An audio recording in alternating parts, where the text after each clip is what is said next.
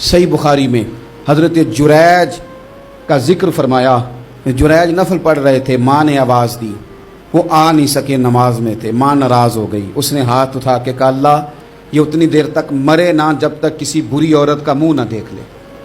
کسی اور کی دعا کے لیے سند نہیں ہے کہ وہ تیرے ہاتھ میں ضرور قبول ہوگی، لیکن ماں باپ کی دعا کے لیے میرے نبی پاک نے سند بیان کی ہے۔ سید عالم صلی اللہ علیہ وسلم فرماتے ہیں جب بھی ماں باپ اولاد کے لیے ہاتھ اٹھاتے ہیں رب ضرور قبولیت کا شرف عطا کرتا ہے۔ تو جہاں سند موجود ہے نا، کچھ افتتاح ابا جی سے بھی کرا لینے چاہیے، کچھ کام شروع کرنے سے پہلے صرف اماں سے ہی دعا کرا لینی چاہیے، یہ والا افتتاح بھی بڑے کام کا ہے کیونکہ یہاں سند بیان کر دیا میرے نبی کریم۔ تو جناب جریج کی ماں ناراض ہو گئی، کہنے لگی اللہ اس نے میری بات نہیں سنی، اب تھے تو وہ نیک لیکن رب کریم کی حکمت کا تقاضا ہے، ماں کی دعا کو بھی قبول کرنا تھا، اللہ نے آزمائش میں مبتلا کر دیا۔ والدہ تو چلی گئیں، وہ ایک خیمے میں، ایک کٹیا میں، ایک جھونپڑی میں عبادت کرتے تھے، اللہ کو یاد کرتے تھے، رب رب کرتے تھے، اور لوگ ان کی بڑی تعریف بھی کرتے تھے، لوگ ان کے ارادت مند بھی تھے، عقیدت مند بھی تھے، اہل محبت بھی تھے۔ ایک عورت آ گئی، بس وہ اللہ کی حکمت پوری ہونی تھی، اس نے آ کے پہلے تو انہیں اپنی طرف مائل کرنا چاہا، جب نہ مائل ہوئے تو الزام لگا دیا۔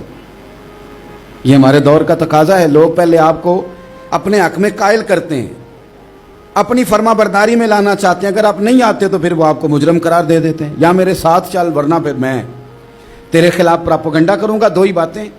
پہلے اس نے قائل کیا، جب جناب جنید قائل نہ ہوئے تو اس نے قریب ایک چرواہا تھا، اس چرواہے کے ساتھ جا کے منہ کالا کیا، مقررہ وقت پہ بچہ پیدا ہو گیا۔ لوگوں نے کہا کس کا ہے؟ کہنے لگی اس خانقاہ میں، اس حجرے میں عبادت کرنے والے کا ہے۔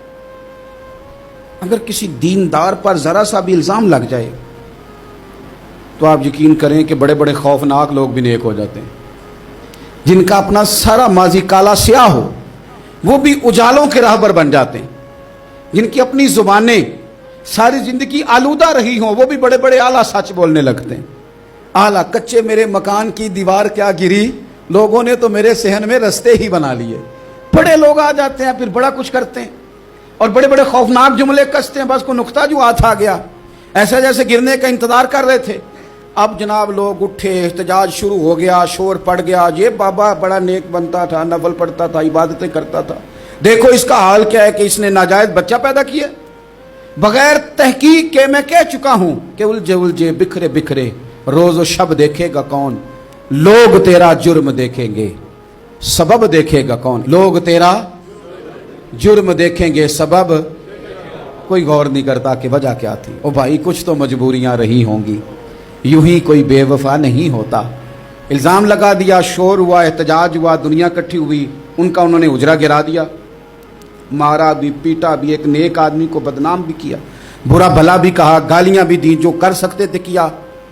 اب جب سزا دینے لگے نا تو جناب جریج کہنے لگے تھوڑی سی اجازت دیتے ہو، مار تو تم نے دینا ہی ہے۔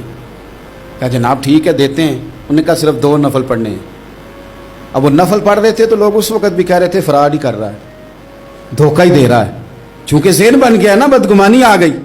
انہوں نے 2 نفل پڑھ کے ہاتھ اٹھائے، کہا اللہ جانا تو میں نے ہے، پر اس رسوائی کے ساتھ جنازے تک نہیں خراب ہو جاتے، قبریں تک نہیں لوگ بدنام کر دیتے، کہا اللہ جانا تو ہے، پھر اس رسوائی کے ساتھ تو میری مدد فرما، اب تو میرا کیس تیری ہی عدالت میں ہے، تو رحمت کا دروازہ کھول۔ ہاتھ اٹھائے، دعا مانگی، نفل پڑھے، پورے مجمع پہ نظر دوڑائی، کوئی نہیں تھا سپورٹ کرنے والا۔ کل تک جو کہتے تھے نا تیرے لیے جیئیں گے، تیرے لیے مریں گے، ساری عمر ہی آٹا گدا ہے، لکھاں کیتے نہیں پیڑے، اب وقت آیا ہی تے محمد بخشا کوئی نہیں ہو بیٹھا نیڑے، ایک بندہ بھی نہیں تھا ووٹر سپورٹر ساتھ دینے والا کوئی نہیں تھا۔ تو جناب جنید بچے کی طرف اشارہ کر کے کہنے لگے کوئی نہیں بول رہا، تو ہی بول کے بتا دے تیرا باپ کون ہے، تو ہی بول کے بتا دے کون ہے۔ اللہ اکبر۔ میرا رب جب چاہے تو بچے بولتے ہیں، رب چاہے تو گونگے بولتے ہیں، رب جب چاہے تو پھر پتھر بھی بولتے ہیں۔ جب کہا نا تو ہی بتا تو بچہ بولا اور بول کے کہنے لگا میرا باپ جریج نہیں، میرا تو وہ ہے جو بکریاں چرانے والا ہے، وہ میرا باپ۔ جب رب کریم نے توفیق دی تو بچہ بول پڑا۔ جب رب بندوبست کرتا ہے کسی کی عزت کی حفاظت کا تو پھر کوئی اسے رسوا کر سکتا